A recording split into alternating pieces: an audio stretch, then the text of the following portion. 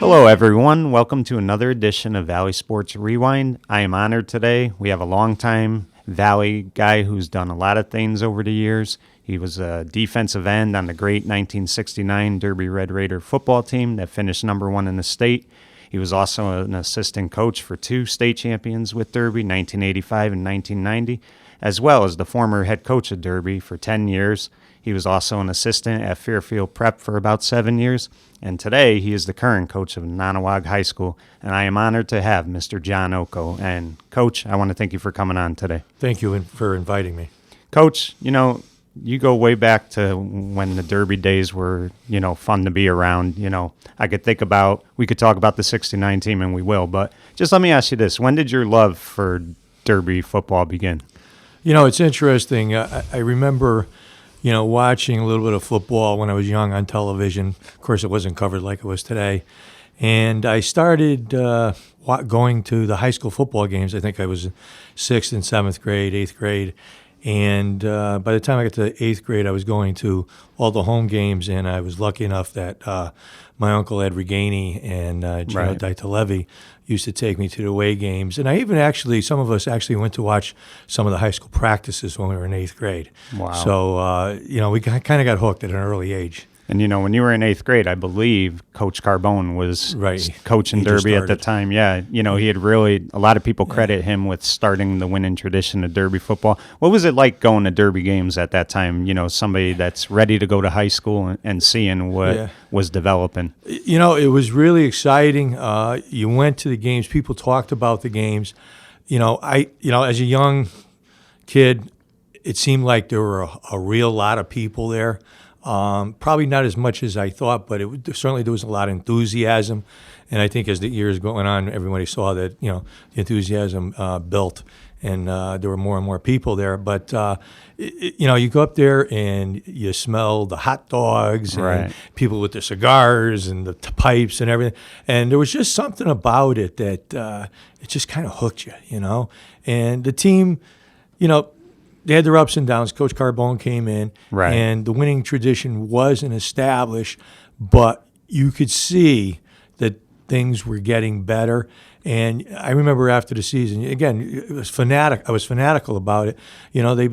Derby would play Shelton on Thanksgiving, and if they lost, you always said, well, they're going to be better next year. They got this guy coming back and this guy coming back. So there was a lot of enthusiasm, at least among my friends. Right. Now, did you know early on, though, you wanted to play football? I mean, was that a goal of yours, or did it? Going to watch the games, and I remember watching, George Busniak and Tony Pusander, and, I always thought, I'd be a receiver in high school, and, I watched George Busniak a lot. When I got to freshman year, you put the pads on for the first time and you go out. It's not like playing in your backyard or on the Derby Green.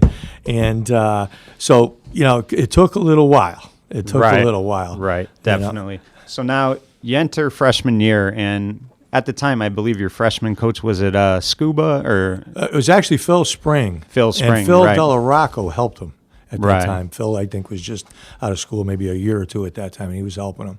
Right. And Coach Spring worked us real hard. And, he had the no-nonsense approach. He got us in shape. Right. And, we didn't do all that well at freshman year. I think we only won a couple games. Right. But it definitely set the foundation for sure. And he was a great coach. Right. Now, one of the stories I heard a lot about was when Carbone came, a lot of kids quit. They couldn't take the discipline. They weren't used to that. Let me ask you, was there ever a time where you said, you know what, I just can't do this. This is too hard. I just don't want to be here. There was. There actually was. After my freshman year, I played basketball. And for some reason in my head, I thought, well, basketball is the thing I'm going to do. And I don't know about this thing about football. So, honestly, I didn't go out for football my sophomore year. And about 2 weeks into the season and watching the games, I'm going a little crazy. Like, I should be out there. Right. So Tommy Backlick, who used to be my barber, Tommy knew Coach McAllister and those coaches, and I was talking to him, and he says, if you want, I'll talk to Coach McAllister for you. I said, Tom, I really appreciate it. So he talked to Coach McAllister. Coach McAllister, even though I guess by that time we were 3 weeks in the season, Right. he opened up his arms to me and said, come on in, and that was it, But for a while I was doubting myself, but I think all along in the back of my head, I was missing it, and that's where I needed to be. Right. And, you talk about McAllister. He was also a no-nonsense coach. He didn't take any garbage or anything like that. Football was a privilege, not a right, so you had to do what you were supposed to do. How was that first year? It was his only year as head coach, but how was it for you personally? Personally, I did a lot of growing that year. Right. He continued with what Coach Spring had developed in all of us, and again, it was conditioning, it was self-discipline. You knew that he cared for you as a person. I had him as a math, algebra nice. geometry teacher. So it was a great experience. He was a great guy.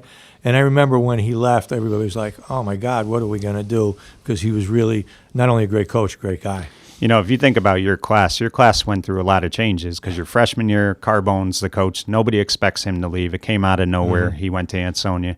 Then your sophomore year, you have Bill McAllister take over, and then he leaves after 1 year. So you guys went through a lot of changes, but little did you know it would be a change that you guys would be forever grateful for.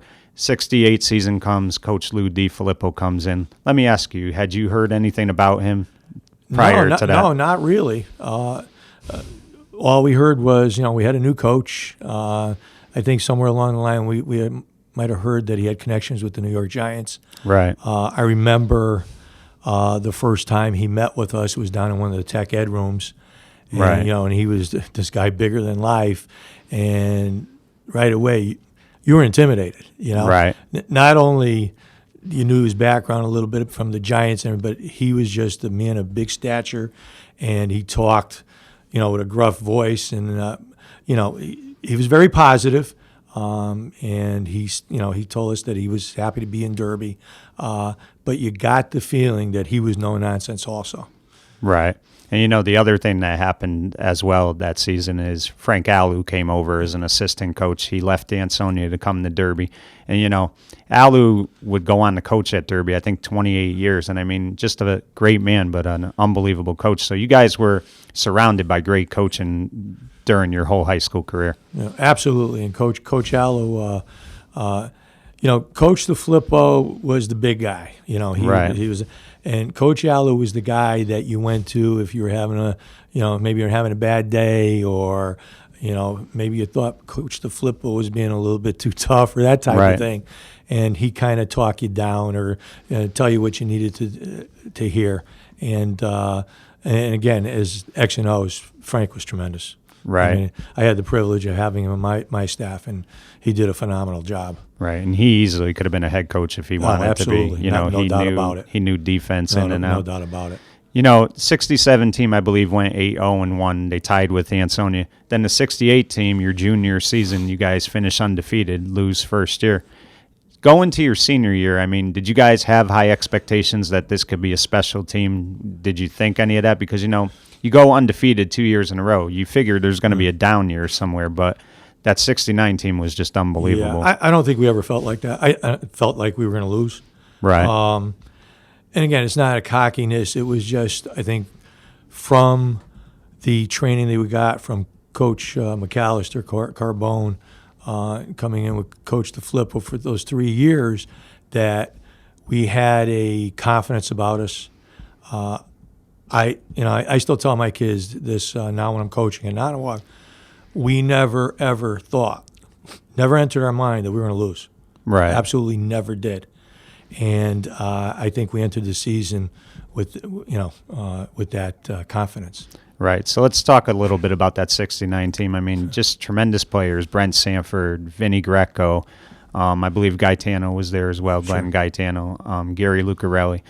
Just a who's who of players. And, it had to be special for you to be, on that team, a defensive end on that team, just week in and week out. You guys were just, I think there was a tough game against Seymour, but then it seemed like you guys really coasted the rest of the season. First of all, I think we had some really great players. Right. And I was fortunate. I was probably an average or maybe a little better average football player that got a chance to play on a great team. But, we had some – Richfield, I think it was the second game of the year. Right. They came in and, they thought they were pretty good, and they gave us a run. We ended up beating them 26-0, but they gave us a run. Seymour. Right. That was the classic football game. We also played East Haven that year, and East Haven was good. That was probably, right. At least for me, being 170 pounds, that was the most physical football game that I was in. And I think the rest of the year we had that, swagger, if you want to call it. I don't think we called it swagger then. Right. And then, we had Thanksgiving Day. Shelton was good. Right. Shelton was real good. They had some big kids, and that was a tough game. But, yeah, I think you're right. In the middle of the year, we kind of were playing teams that weren't, as good as Seymour or East Haven, right. that type of thing. Now, let me ask you, a defensive end position, it's a very tough position. You have to contain a lot of responsibilities. Did you enjoy playing it? I mean, I know you thought of yourself as a receiver, but did you enjoy end? Oh, yeah. I mean, first of all, when I started playing football in high school, I didn't play too much receiver. I always joke about this. When I was a junior, I played some offense, and we were practicing for the Thanksgiving game, and I dropped like 5 or 6 passes, dump passes in a row. And, I don't know if it's a coincidence, but I never played offense in Derby again. So, but playing defense, I took a lot of pride in it. Again, I wasn't right. that big. I was maybe a little bit quicker than some of the guys that were coming out and block me. Again,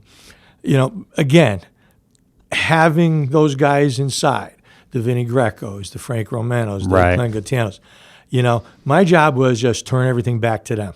And that's what I tried to do. So it wasn't that difficult. Right. It really wasn't. They made it real easy.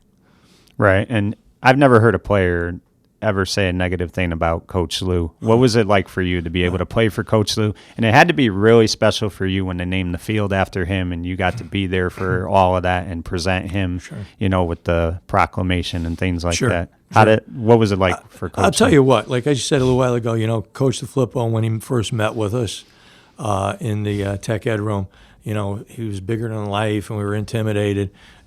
And we were still intimidated when we were seniors. And even into my adult life, I was intimidated. But you learned that the man was just more than a coach and someone that was going to intimidate you. Right. He took a vested interest in you. You could go talk to him in his office down in the gym. He would ask you how things were going.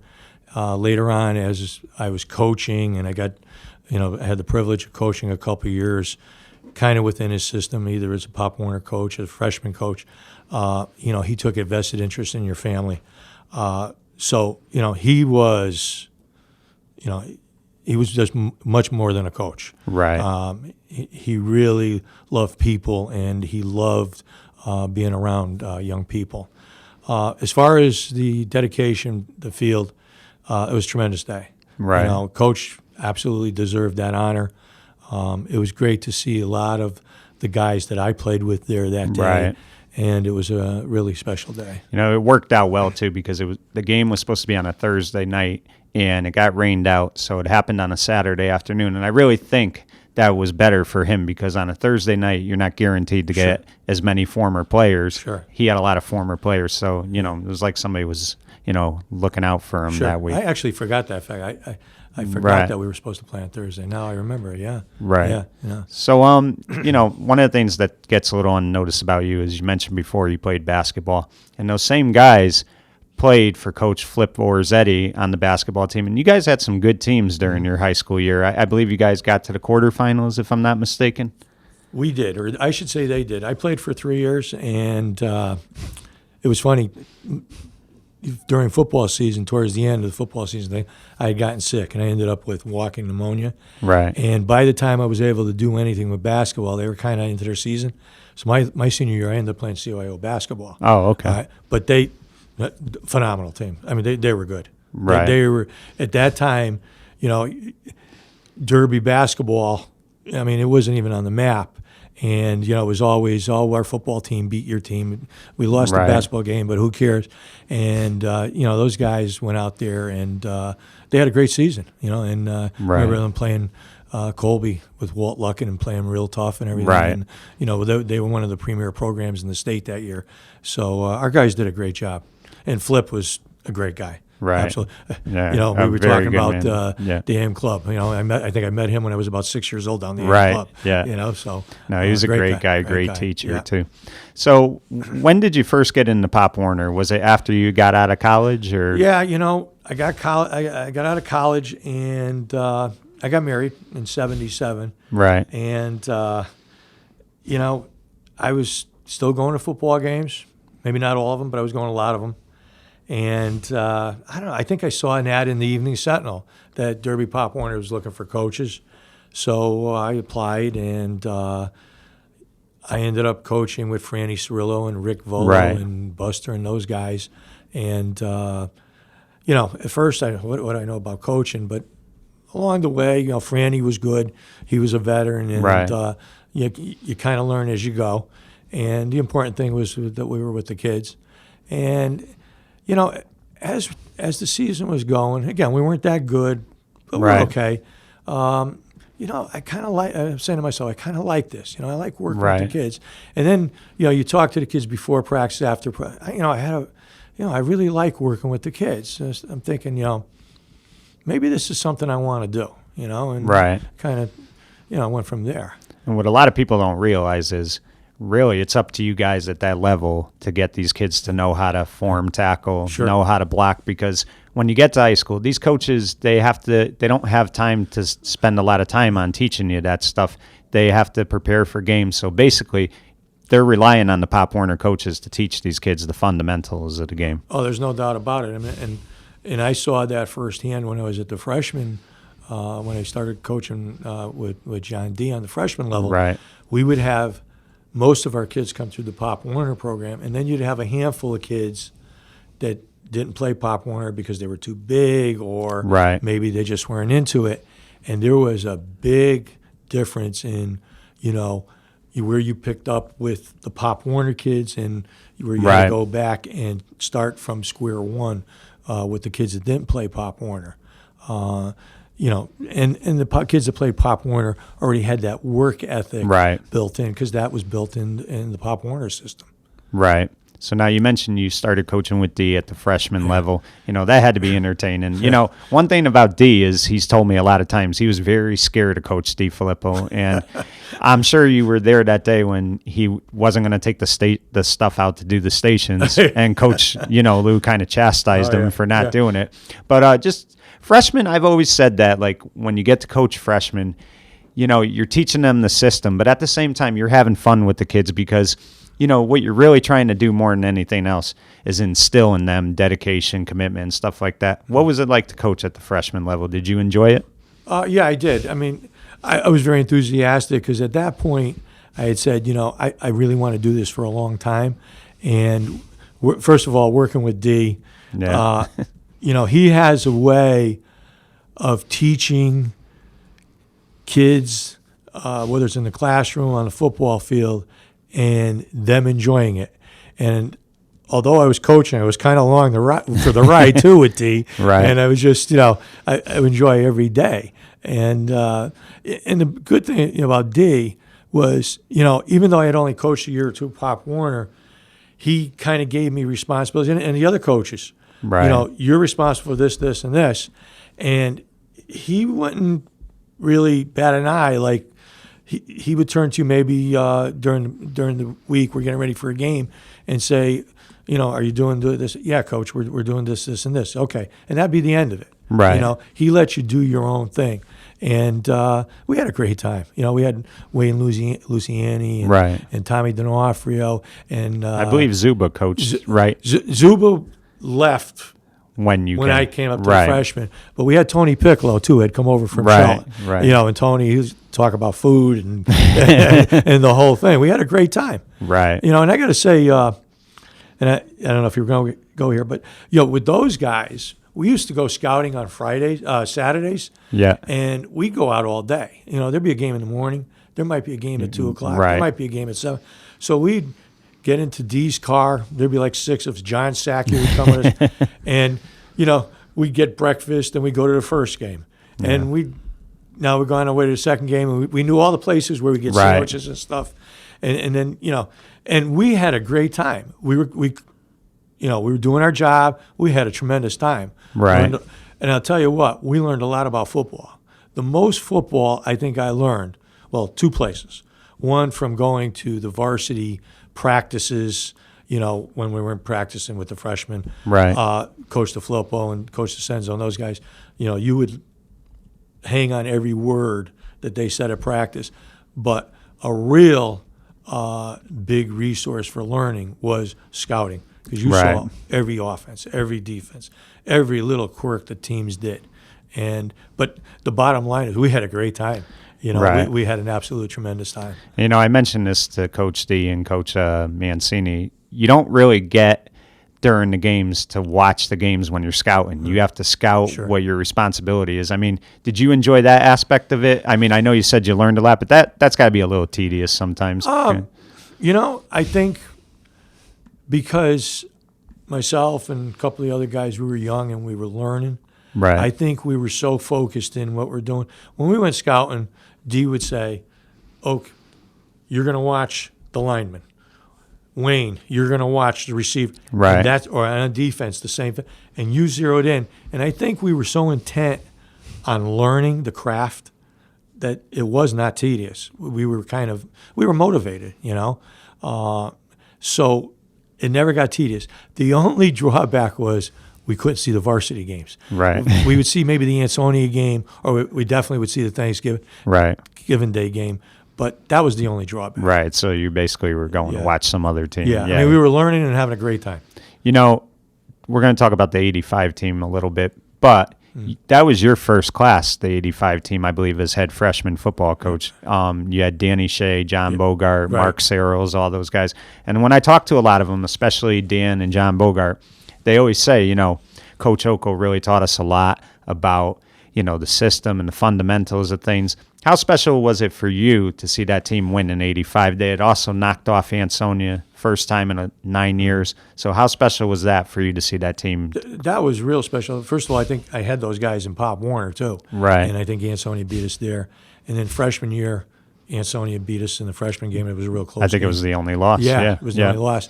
So, first of all, having those guys do it was tremendous. Right. And the fact that we hadn't beaten Ansonia in a while. Right. It was a tremendous game. And those guys, I remember, because I wasn't at the practices because I was still with the freshmen at that time. Right. But I remember Charlie and Frank saying on Thursday, these kids are ready to play. They're ready to play. And I caught part of the pregame on Friday, and you can tell, especially Right. on defense, when Ansonia did this, our kids were in the right coverage, Right, the right defense. right. So that was gratifying to see. And then to go out and do it on Saturday, that was tremendous. Yeah, and I mean, really, the defense was great because Ansonia was scoring a ton of points all year. Yeah. They had a great quarterback in Jeffrey Capola, great athletes, Ahern, all those guys. So, I mean, it was a special victory. Then they cap it off later on with a state title. It was Derby's first. I mean, I know you were there for that game. That had to be awesome to see. It was. Again, I was upstairs on the headphones and everything. And when you're on when you're away, you're kind of detached, Right. But it was. I mean, first of all, the field was a mess. Yes, yeah. And we got the feeling that the Trinity Catholic was Immaculate. Yeah. Not the Trinity Catholic.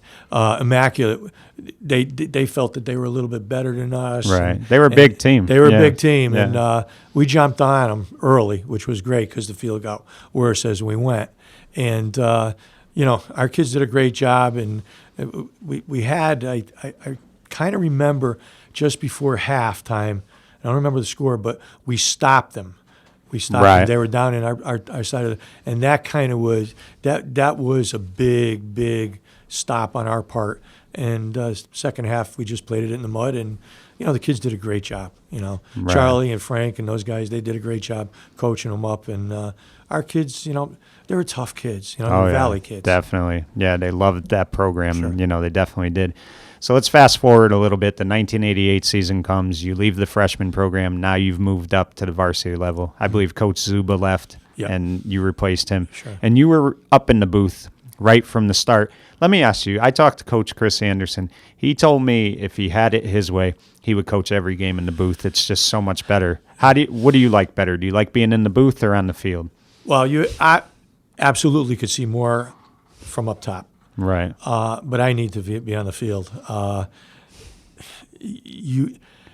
When you're on the sideline, first of all, you are depending.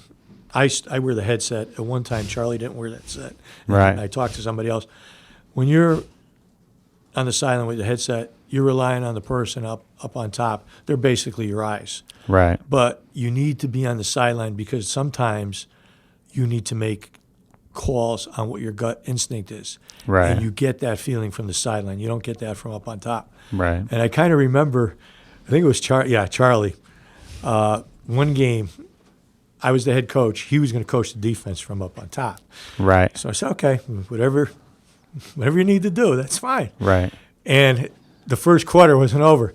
Charlie was standing right next to me. It wasn't working out. No, it wasn't working out. I think the hard part, too, is when you need to tell a kid something that they're doing wrong, you can't really tell them, obviously, when you're up top. Sure. And, if you see something that needs to be corrected, that's the negative of it. It's definitely a positive because you could see more things, but you're right in the sense that it's better on the sidelines. Absolutely. Yeah. Right. So let's talk about the 1990 team. And, Coach, I don't think there were expectations for that team to be, better than maybe 7-3, at least not from the critics. But talk about that 90 team. How special was that team, and how special was it for you to be a part of it? That team, first of all, I had as freshmen. Right. And they were And I believe they only lost one game, right? Lost one game, Shelton. Yeah. And they were tough on the field. They were nasty. They get in your face, and they had talent. Right. Now you get to the varsity level, that's a little different. Teams are better. They're scouting, the whole thing.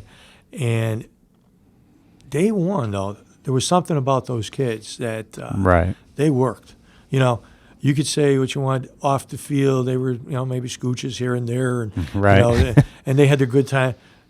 Practice came at 2:00, 2:30 in the afternoon. They were all business.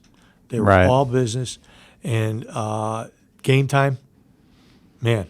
Oh yeah, they were going to get big. And it wasn't an easy season. I mean, every game was a tough game, right? There were definitely games that could have went either way, but they never would break. No, and it's been said many times. They absolutely refused to lose. Right. Guys like Joey Martin and Johnny and Roman and Jason Palmer. You weren't going to tell them they were going to lose. Absolutely not.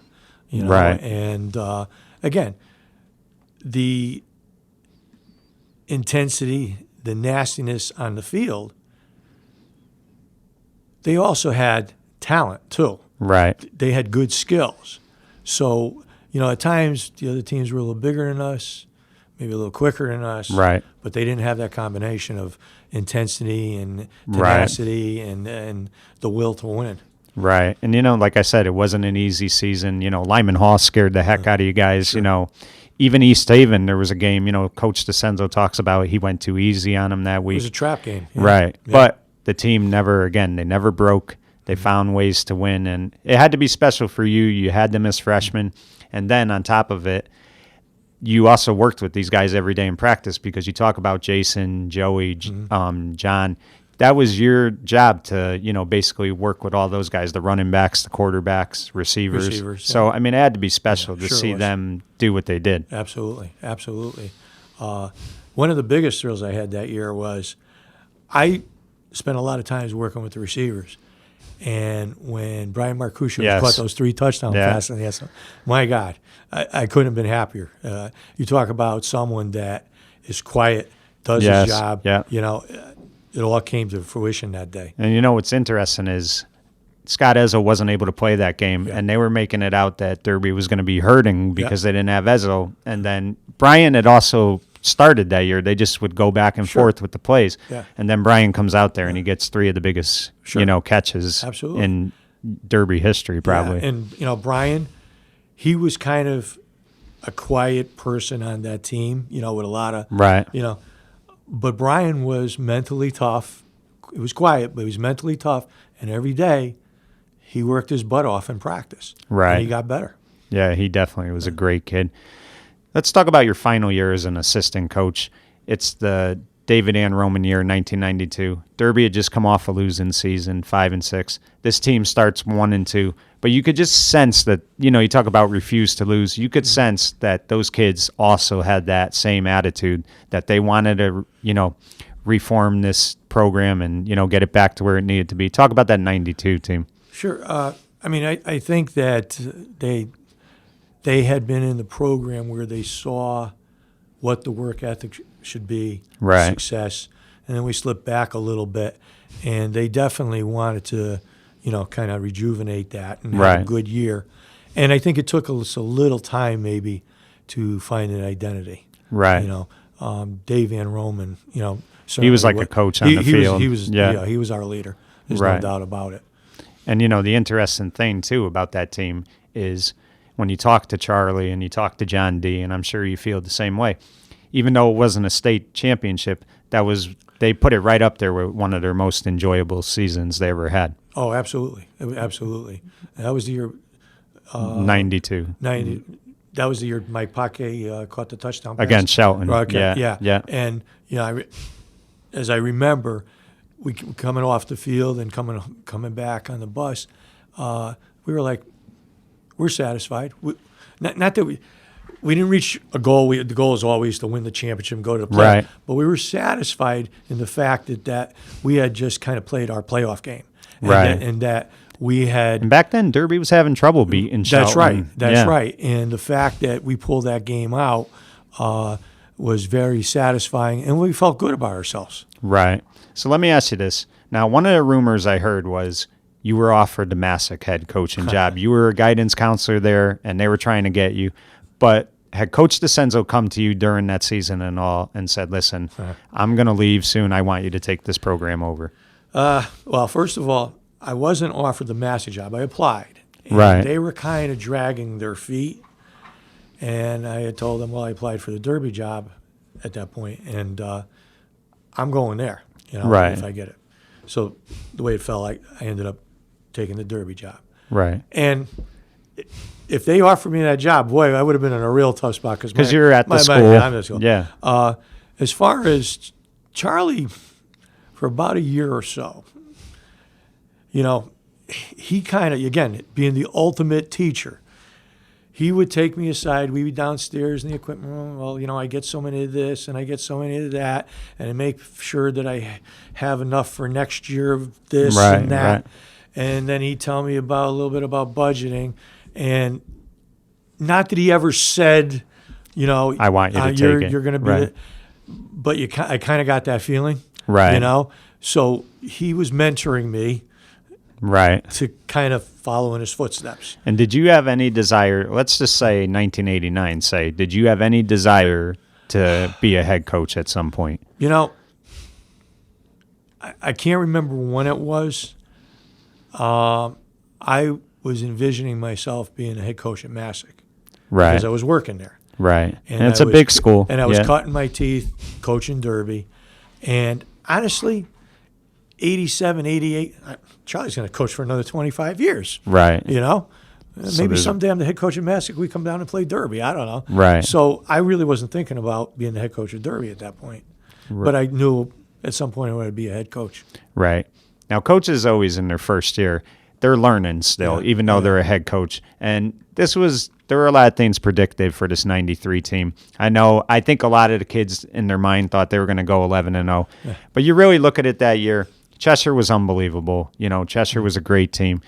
There was the loss against Sheehan, and I think it took that team a while to rebound from that.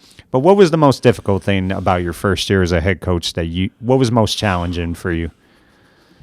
Well, I think the Sheehan game, right, threw you off a little bit. Really threw me off. Yeah, because I thought our practices up to that point We're good, right? We're good.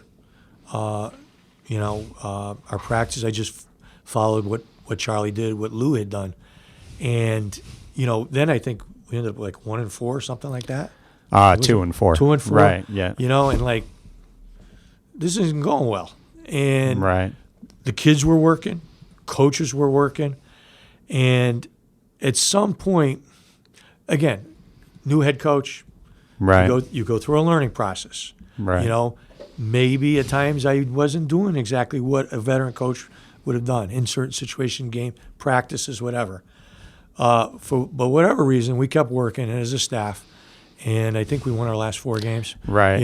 And that was gratifying. That was very gratifying. Again, the kids, when we were 2-4, they're working hard. Right. And they could have gave up. And they didn't give up. And right. to their credit, they worked hard, and we won our last 4 games.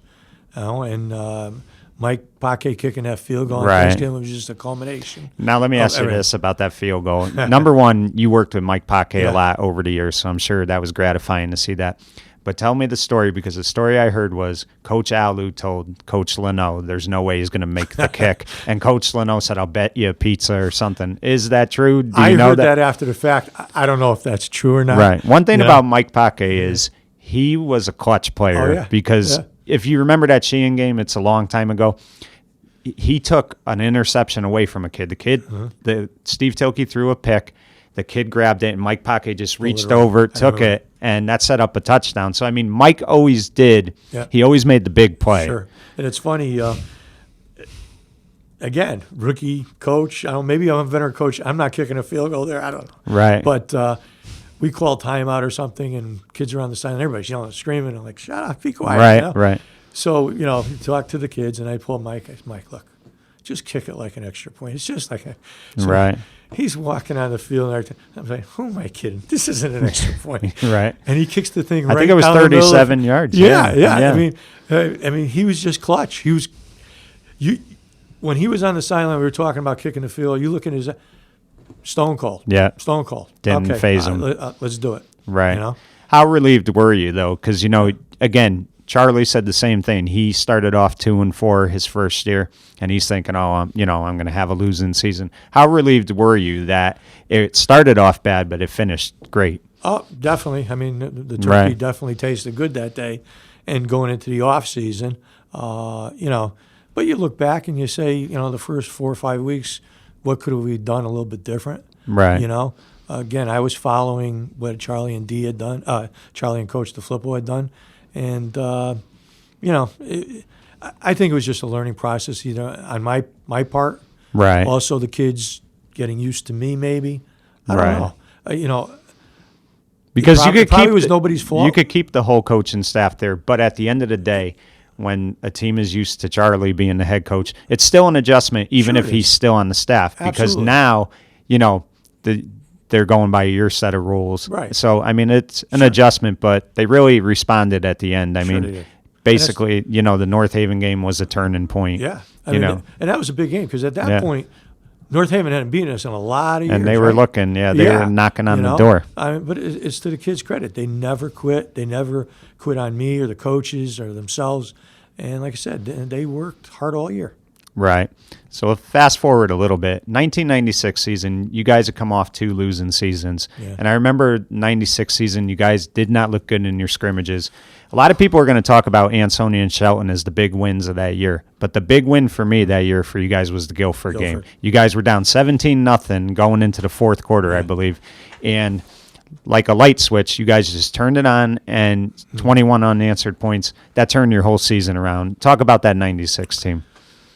For that game, you're absolutely right. That was the turning point. I mean, that was amazing. Right. I saw a coach from Guilford the following week. He said, I can't believe it. He said, I've never seen anything like that. Right.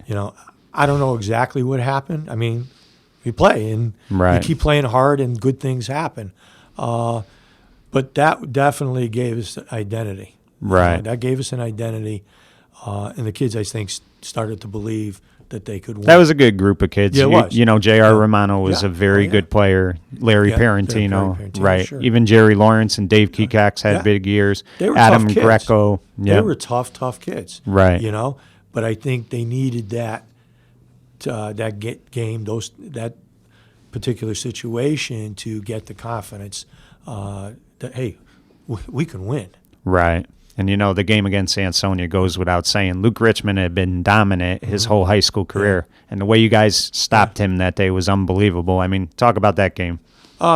Again, our kids, talking about the 85 Ansonia, same thing in 96. By Thursday, defensively, our kids were ready. Right. We were ready. Offensively, you play Ansonia, you're not scoring 40 points. Right. And we knew that we had to score at least a couple. And, our thing was we were going to play good defense, and we were going to shorten the game. Right. And we did that. Yeah. Didn't want it to go into overtime, Right. But, you do what you have to do. And our kids, like I said, Jerry Lawrence and Kekax and Tommy Wilson. Right. Those kids were tough kids. Right. And if you remember, we ran the wishbone because, we're coming at you. Those kids are tough. Right. And sooner or later, they're going to get to you. And you had a lot of sophomores step up that year, too. Absolutely. George French, Yes. Craig Schutte, Mark Padilla. Yeah. I'm sure I'm missing another one. But, I mean, they all stepped up. Would you say by far your biggest coaching victory of your career? Because the Shelton one was big, too, the 9-6 game. I mean, when you beat Ansonia, it's hard to put anything ahead of it. Yeah, that was, there's that game. My last game at Derby, which Shelton, we'll get into. The biggest. Right, that was the right. biggest. Yeah. Now, let me ask you this, Coach. Derby decided not to go in the NVL after the 93 season when they decided to put the Southern Connecticut Conference in. I know back at the time, Derby coaches were big on playing the big schools, but looking back, do you think you guys should have went in the NVL after that? Well, a couple years after we were in the SEC, you started to look at it. And again, it's no one's fault, but our kids were still our kids. Right. Still coaching our butts off. The big schools that were in the SEC and the Housatonic were getting bigger. Right. Derby was getting smaller. Right. And I think, looking at it, I think a couple of years in, I went to Kenny Marcus and says, Ken, I don't think we should be in this league. I think we should be in the NVL. And, I kind of threw it out there for a couple of years, and it didn't happen. And, whatever it was. But I felt that, and again, not to disparage the NVL or anything like that, I just felt that the NVL had some schools that were comparable to us in size. Right. Asking the smallest school in the state that played football to go play Notre Dame or West Haven, right, and Cheshire, Fairfield Prep, and Hand, Shelton, week after week, that's tough. It took a toll on the kids, and I think, and I always pointed to this, in my eyes, the proof was during the year we got beat up pretty good, right, but when we had 12, 13 days off to Thanksgiving, we usually represented ourselves pretty well. Right. Shelton. Yep. Always gave because our kids were taking a beating all year. If we were fairly healthy most of the year, maybe we would have done a little better. Right. Again, who knows? It's, you really don't know. And it's no one's fault. It's just what it was. Right. Was it frustrating for you, though, as years went on, to continue to coach and know that, you were going to have to fight to be 500, never mind. Yeah. I often thought about this from a player's perspective. Coaches are getting us prepared, and they're telling us we're going to do this and we're going to do that. And maybe, again, remember when I said when I was playing, we never thought about losing. Right. I'm not so sure that was the case when I was coaching and those kids were playing. Right. There might have been a question, we're playing Notre Dame or West Haven Friday night. Right. So who knows? Right.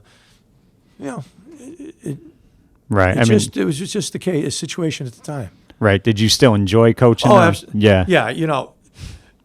At times you were coaching to be competitive. Right. If you won, great. Right. But you wanted to stay in the game. Our philosophy evolved to, let's try to stay in the game until the fourth quarter and then see what happens. Right. Whereas, before, let's take advantage of this. Let's take advantage. It was a little bit different. it might have been a little frustrating at times from a coaching point of view, but I still enjoyed it. Right. And that's maybe where I was a little crazy, you know. Yeah. And, the thing that is unfair for a coach is when it's going good, fans tend to credit the players. Sure. When it's going bad, Yeah. they tend to blame the coach. I mean, I'm sure at times people heckled you when you were coaching. I mean, was that frustrating, or did you just try to block that out of your mind? You can't say that you don't hear some of it. Right. Sometimes you do. A lot of times you have tunnel vision and you're paying attention, but once in a while you hear stuff. Right. What are It's you probably gonna do? tough for your son and your wife when you're watching the games in the stands. I'm sure it was tough for them. Right. And my wife just sometimes would say, they were saying, Mary, I really don't want to know. Right. And at some point she would sit on the visitor side. But no, I mean, it is what it is. I grew up in Derby. I played in Derby. I wanted to coach in Derby, and I enjoyed it. Right. Win or lose, I enjoyed it. Right. And, your final season, two things happened. One, you got to coach your son. He was a sophomore. Yeah. That had to be fun. You got to be at practice with him every day doing something with your son. Then, of course, the Shelton game, you guys pull off the big upset. I think you knocked them out of the playoffs. Yes. Talk about coaching your son in that final game. Well, I mean, it was a great experience coaching him. I watched him play. And he was around forever. He was always the water boy. Yeah. And he played Pop Warner football. And I'm not too sure. He kind of liked basketball and baseball better. Right. And at times I was wondering, I even asked him, are you playing football? Because, no, I want to play. It was a great experience. John D. used to kid me. Sometimes you yell at your kid more than you yell at the other kid. Right. But and I don't think that was true. But but it was a great experience, and then we had a great group of kids. We just again play a tough schedule, and that Thanksgiving Day game, boy, it was something. Coach, one of the players I've been talking to a lot the past couple of weeks, and it kind of coincides with the Thanksgiving game, is Adam Mannon. And when I was talking to Adam Mannon, he wanted me to tell you this, when he wanted you to know that you meant a lot to him as a player, that, he would never disrespect you because you always gave him the opportunity to try things. And he credits you with letting him kick the extra point that day. And he speaks very fondly of you. And he said, I don't know what people think of Coach Oko as a coach, but to me, I'm grateful I got to play for him. And he wanted you to know that. I appreciate that. Did he tell you the story that? About the timeout. Timeout. And you guys were down 12-0. Yeah. Well, no, but we scored to make it 12-12. 12-12. And your kicker couldn't kick. Right. Yeah. He wasn't on the team anymore. When we scored the first touchdown, we faked the extra point. Right. And we threw the pass and we didn't make it. So now we tie at 12-12. Right. I don't have a kicker. So John D. says, let Adam kick. I said, what are you talking about, let Adam kick? Right. So he's been kicking in practice. Really? And he says, yeah, Jose Rivera, he's been holding for him. I said, D, we haven't done this in a game. So Adams and Jose, yeah, Coach, we could do this. So I talked, seniors, come over here. What do you want to do? We want to kick. Right. So they went out, kicked, perfect. Right. We win the game. We're on the bus. Everybody's crazy in it. So Jose is sitting behind me, and Adam's in the area. And I said, D told me that Adam has been kicking during the week. Yeah. Right. Jose, when did you start holding for him? Before the game today. If you told me that. You would have never let him We kick. went for two. Yeah. But that had to be a very satisfying victory because that was a rough season. Yeah, and, it was. the way you guys ended it, it was a muddy game. Sure. It snowed the night before. But how satisfying was that for you that day? Oh, that was tremendous. We had told the kids that, again, our philosophy as we evolved in my last couple of years, we're going to be in this game. Even at halftime, we're down. And then I think Shelton scored another time. I said, guys, we're still in this game. Let's keep – they can't score anymore. We're in the game. Right? And then the way it happened, we called a pass, and E.J. Henderson, I think he hit his third option, Jose Rivera, on a crossing pass. That was like the third option. So he made a great play. And then Adam returned the punt, all the way down to the one. Right. Like, why couldn't you get in, Right. But it was just a tremendous feeling. Right. And, you had success against Shelton. I think you were 3-6-1 against them. There was a tie. So that Thanksgiving game was always a great game. But, I mean, just a phenomenal win for Derby in general. I mean, they really needed a big win like that. And it was a good way for those seniors to go out because they really did work hard. Yeah. So, like I said, it had to be just a tremendous feeling. Well, the big thing, like you said, the seniors. Right. They were really a good group of kids. They worked hard. They were friends on and off the field. Right. So for them to go out with a win, that was big, especially the way we did it. Right. And you weren't one to ever, like, get into things with anybody, and I'm sure it was friendly. But is it true that you told Joe Bonanto, be ready because these kids are going to be ready to play? Because that's what I had always heard. No, I never said that. No, I would. I would not. See, the players I talked to have told me, no, don't fire them up anymore. Right. I mean, you have too much respect for the guys you coach against, and it's like a brotherhood, and I would never say anything like that. Right. So now when you went to Fairfield Prep, in the back of your mind, did you want to be a head coach again? Did you want another run? No, you know something? I said, I'll never be a head coach again. Really? And one of the teachers at Derby High School, someday you're going to be a head coach. No, I'm not going to. And Richie Magden gave me a chance to go down to Prep. Right. And I was more than happy coaching my secondary kids, right. Quarterback. Not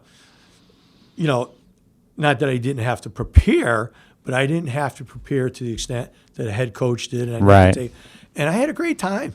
Right. And Charlie was there. Andy Charlie wasn't there Mancini, the first year. The second year. Right. Andy actually, I think, told Richie that, that I might want a job. Right. And then Richie had called me and we talked. But Andy was there, and then Charlie joined us, I think it was the next year. Right. And it was great. It was absolutely phenomenal. Right. And those were some good prep teams. Yeah. And I believe you coached the D-backs. And let me ask you, too, I've always wondered about this because to this day, when I see former coaches, it's still hard for me to talk to them like adults. I still think of myself as like a kid talking to them because they coach me. When you coached with Frank and John and Charlie, was it weird for you in the beginning, like to call them Charlie and John and all Frank that? It was. Right. Frank it was because he was one of my coaches. And Charlie was close in age. So, close in age. But Frank it was. Right. And at some point I did, start calling him Frank, and I don't think, not that he ever said to or not to, but I'll do it. I remember one thing. Frank and I, we were in the coach's room one day, and I can't remember exactly what the situation is, but Frank says, remember one thing. I might have been your coach. He says, we coached together under Charlie. He said, but now as you're a head coach, you can't treat me as a friend. You treat me as a coach. Right. And if I do something you don't like, you better tell me. Wow. So that's great. Yeah. That's a great job by him, and he really was a great guy. Yes, he was. So now, Coach, this is the other thing too. I mean, you're putting a lot of miles on the car every day going to Woodbury to go coach at Naugatuck. Talk about, or is it Woodbury or is it? It's Woodbury. It's not too bad because I live in Naugatuck. So it's about 25 minutes. 25 minutes. Yeah. But just tell me, I believe you took over in 2009 or was it 2010? 2009. And the first 2 years you guys had to play JVs because I think you played one varsity game and it just wasn't meant. You had to, go back a little bit. But, I mean, talk about what the last 7 years have been like because I've paid attention and little by little that program's gotten better. They had a 5-5, I believe, 2 years ago. Talk about what it's been like coaching that program. Yeah. And I believe you have a female athlete on the team, correct? Yes. Wow. You did your homework. First year when I got there, we had about 25 or 26 kids. And, my approach was kind of like my approach when I was at Derby. And, boy, the kids thought I was from another planet, Right. And, we did what we had to do. I kind of followed what I did at Derby. And, I'm looking at this team like, wow, we're not good. So we go out and play North Branford, Premier program. They're pretty good. And we played, I can't remember what the score was. I mean, it was over in the first 5 minutes of the game. And we had a couple of guys hurt. And after the game, Dan Scavone, our AD, was there. We're talking like, we can't do this. Right. So we kind of talked on the weekend, and Monday we made a decision. It was an extremely tough decision. we can't play varsity. Right. We're just Not ready. Right. You know, and I felt bad because we had like 4 or 5 seniors, 6 seniors on the team. And they didn't take it too well, but we were able to get them through it and said, look, you know, we're going to do the best we can. We're going to play JV schedule. And we did that for 2 years. And I think 6 and 4 both years, correct? So, yeah, something like that. Right. Yeah, So the team was winning, yeah. which was good. Yeah, and that was the thing, to work on fundamentals and develop a winning attitude, that type of thing. And then, you know, we went to varsity. First game, we didn't win any. First season, we didn't win any. Right. And then I think we won 2, and then we might have won 4, and then I think we slipped back to 2. 2 years ago, we were 5-5. Right. And it could easily have been 7 and 3. We could have been 9-1. We lost 4 games in the last 5 minutes when we were ahead. Oh, wow. Yeah. Yeah. And I'll tell you what, those kids, I had a group that year of seniors that were as tough as some of the kids we had in Derby. Really? They came to work every single day. They were tough on the field. They were good kids. You know, and chips didn't fall where we needed them to fall, and we ended up 5-5. Last year we fell back a little bit. This past season, we have to rebuild our whole offense and defensive line. So, you know, hopefully we're going to be better next year. We're supposed to get a new turf field. Oh, lights, nice, that right. type of thing. So, you know, hopefully we're still heading in the right direction. But that 5-5 season was a little bit disappointing, kind of left a sour taste in our mouths. Right. But I think also, though, it has to be enjoyable for you because you kind of got to start this program and kind of like take it from the bottom, bring it up, and, you know, basically you've kind of made it a program, and eventually it'll win, but it's a program now, and that's the most important thing. And I think that you have to feel satisfied in the sense that they're playing a varsity schedule. And I believe you're probably having a lot of fun coaching now than maybe you did 20 years ago. Oh, yeah, absolutely. You know, I say this. This is my 4th year that I'm retired from education, right. And I'm coaching. And it is tremendous. Right. You know, because that's all you got to do. I have more energy. Yeah. You go to practice, after practice, and you write some notes down, maybe do a little. The next day you wake up, you're fresh, you watch film, you get ready for, and, you know, so your mental outlook is a little bit, you know, you have more energy. But the kids are great. You know, that's why I do it. I mean, I enjoy the off season. I'm up there 3-4 days a week for our strength and conditioning, and I love being up there. Right. You know, it's the kids. The kids are great kids. Right. You know, and that's what keeps you going. And now, obviously, you couldn't bring some of your former assistants because they're not going to make the drive. But did you know any of the assistants you had prior, or did you kind of just get to know them by coaching? No. Chris Martinelli, who had coached on they had a program 2 years previous to me being there. So Chris Martinelli was there. So I got to meet him. And then over the years, we got a couple coaches, lost a couple. Now we have a solid group of 5 guys that have been with me for about 5 years. An interesting note, Mike Valentine helped us for a year. Really? I called Mike one summer. I said, Mike, you know, we're having trouble long snappers. You were a great long. Can you come up? And so he worked with our long snappers, and they ended up coaching for 1 year. Wow, that's great. Why he was able to do it. So, you know, and he talked to our kids about the Valley experience and the Derby experience. Right. So that, you know, definitely. that was good. How's the experience been as far as being back as a head coach, though? Because you said you'd never go back to it. I mean, no regrets, I'm sure, right? No. You know, when my last year of prep, you know, I was driving from Litchfield because I was working in Wamoga all the way to Fairfield Prep every day. Right. And after a couple of years, I said to Rich, and Rich, it was Richie's last year at Magnet. I said, you know, Rich, I can't do this. And he says, no, I understand. And he was getting out. And, you know, maybe I'm done, maybe I'm not, I don't know. You know, it's kind of some days, oh, well, I'm looking forward to doing other things. And then other days I was a little bit depressed because, one of the administrators at Wamogo said, hey, Job just opened up a football program at Nottawa, which was right down the road. Right. So I looked into it, and I said, you know, son, this is what I want to do. Right. And then I did that for, you know, I've been doing that, but like I said, the last 4 years I've been retired, so it's great. Right. That's my part-time job. Right, and, you know, that's a fun job to have if you're getting to coaching. Yeah. Coach, I know, you know, there's times when you were head coach at Derby, like you said, they were frustrating times. And I know, like, for you, it ended great with the victory side of it, but I know it didn't end great the way you left. Let me ask you, do you feel good about where you're at in coaching again? I mean, have you put it all behind you as far as, that stuff goes? Yeah, I mean, I love what I'm doing. Right. At the time, it was tough when I was going through it. Right. But, as time passed, you don't look back. I'm still a Derby guy. Right. I love the Valley. It's just an unfortunate thing that happened to me along the way, but it's in the past. Right. And I really don't think about it anymore. And, it's over. It Right. was over a long time ago. Right. I moved on. I went to prep, had a great time. Now at Nanawag. I mean, life goes on. Right. Did you ever think, though, you would be coaching 40 years like you've been coaching? It's funny. When you asked me to do this, I started thinking about when I started. I started Pop Warner in 1978. Right. And my wife was like, I never thought it was going to last this long. Right. But it did. And I mean, again, you didn't know if you wanted to be a coach. You just, something, you tried it out. Yeah. And now you've been a head coach, if you count Derby and Nanawag, 17 years. Sure. I mean, the reward's got to be working with the kids every day. I mean, that's got to be the most gratifying thing. I mean, the best thing, you see kids, they mature, not only as players, that's kind of, very small part of it, but Right. they mature as people. You see them get into college.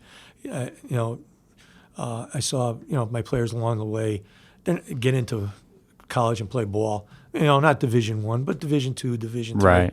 That's nice. Seeing kids just mature along the way. Maybe they had some behavior issues when they were freshmen and sophomores, and now, hopefully through football and the teachers and they become more disciplined, a better person. Right. Those things are important. Right. What was it like for you to be able to coach with Charlie DeCenzo, Frank Alou, John D., Tommy D'Onofrio, Andy? I mean, all those guys. I mean, how great was that for you? I mean, we're lifetime friends. Right. And the friendship developed over years because of one bond, football. Right. So it's been great having them as friends, and I learned an awful lot, not only about football, about life. Right. We talked about everything. Because you guys dealt with a lot of stuff, death, marriages, everything. I mean, we talked about marriages and death, Right. and who's being depressed today, and Right. who's doing this, and whose child is going through this, and what a great group of guys. Right. I'd love to see you guys have one more run together. I'll tell you the truth. When I got the job at Nottingham, I talked to Charlie and I talked to Dee, and I was like, hey, guys, why don't you come up? But they were already, obviously. Right. But what's they're interesting, up until this season, you all were still coaching in some capacity. I mean, Charlie was at Prep, Dee was at Platt Tech, you're at Nanawag, and Andy was at Prep, now he's at Ansonia. So, I mean, you guys have still continued to coach all these years later, just like the Ansonia coaches, they haven't left. I mean, and I always look at those two programs, the group of coaches, Sponheimer, Hunt, Lisi, Del Volpe, all those guys, and Brockett's doing a great job. But those guys stayed around forever because they just love coaching the game. Exactly. Yeah. And it's not only the game, it's the kids. It really, when you're around kids all the time, you learn from them. You kind of take in their enthusiasm. Right. It makes you appreciate life more. Right. It's a great learning experience when you're around kids. Right. So one final question. What is the thing John Oko wants to be remembered for the most? I mean, if you could take one thing out of coaching, whatever it is, what's the thing you would like people to just remember? The kids that I work with as an educator, as a coach, I always work with them from a point of how I would treat my own son. Right. That was my approach on hopefully that, it worked. Right. Well, Coach, sometimes people, they're measured by what their record is, which is a little unfair sometimes. But I think the years that you gave to Derby, to Fairfield Prep, now what you're doing at Nanawag, people forget too, you were also a freshman in JV basketball coach, which kind of gets a little unnoticed sometimes. And you put all that time in, and I really think what you've done these last 40 years, just being around these kids, is tremendous. And I really applaud you, and I think you're great for the game. Oh, I appreciate that, Mike. Thank you very much. And that was Coach John Oko, now the head coach at Nonawag, former Derby head coach. For Valley Sports Rewind, I'm Mike Cannici saying goodbye, everyone.